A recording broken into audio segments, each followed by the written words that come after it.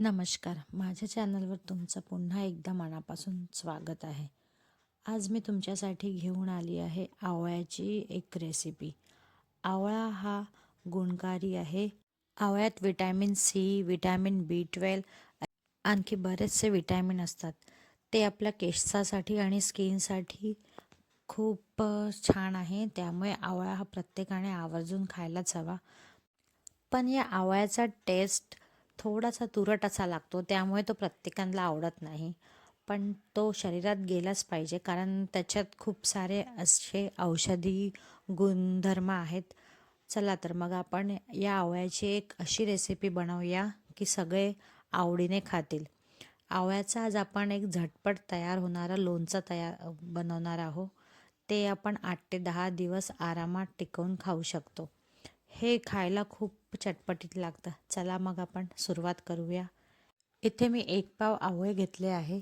हे आवळे आपण स्वच्छ पाण्याने एक रब करून धुवून घेऊया, म्हणजे यावर जर डस्ट वगैरे असेल तर ती व्यवस्थित निघल्या जाईल.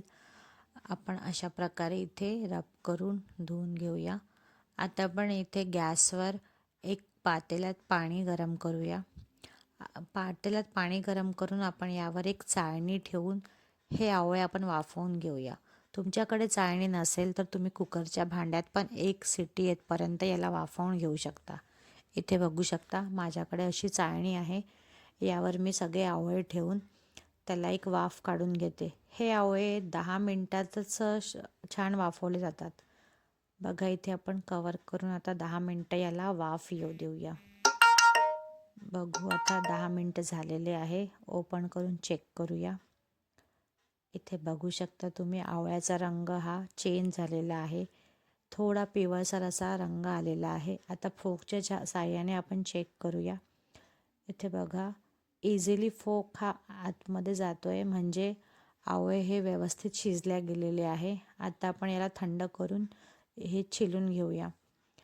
इथे तुम्ही सुरीच्या साहाय्याने किंवा हाताने पण इझिली छिलून घेऊ शकता. एक कट मारला आवळ्याला की बाकीचे पाकळ्या व्यवस्थित हातानेच निघल्या जातात. इथे बघा मी तुम्हाला एक शिलून दाखवते. हे बघा इथे मी चाकूने एक पाकळी काढली. आता बाकीच्या पाकळ्या या हातानेच निघत आहेत. अशा प्रकारे आपण सगळे आवळे सोलून घेऊन त्याचे बीज वेगळे काढून घेऊ. हे बघा हाताने प्रेस केल्यावर पण हे इझिली निघत आहे. चाकूची पण गरज लागत नाही.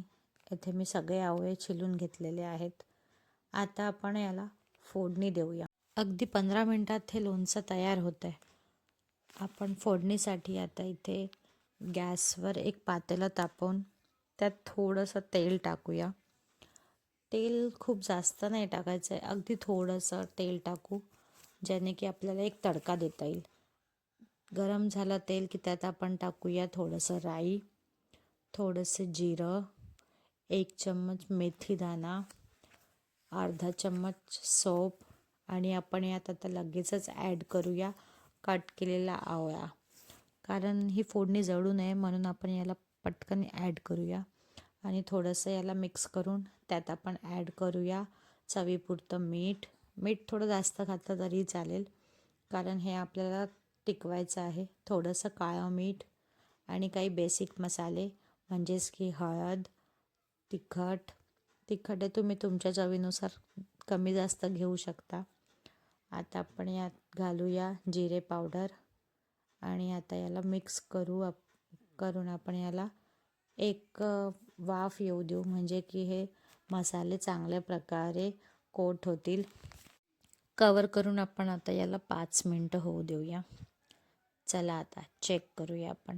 हे बघा इथे छान आवळे हे शिजले गेलेले आहे.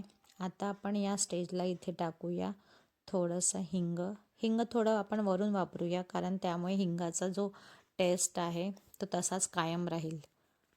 त्यानंतर आपण घालूया इथे गूळ. इथे माझ्याकडे गुळाचं पावडर होतं, त्यामुळे मी पावडर यूज केला आहे. तुम्ही बट्टीचा गूळ वापरला तरी चालेल.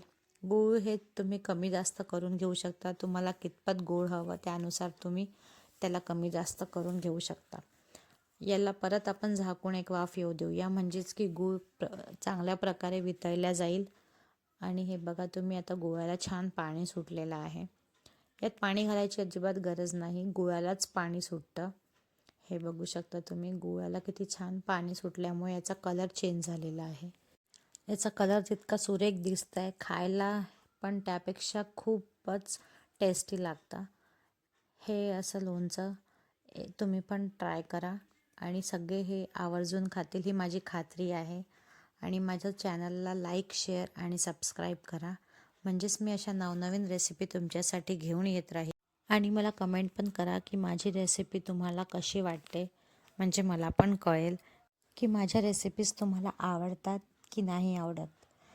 धन्यवाद. हेल्दी खा आणि हेल्दी राहा. बाय.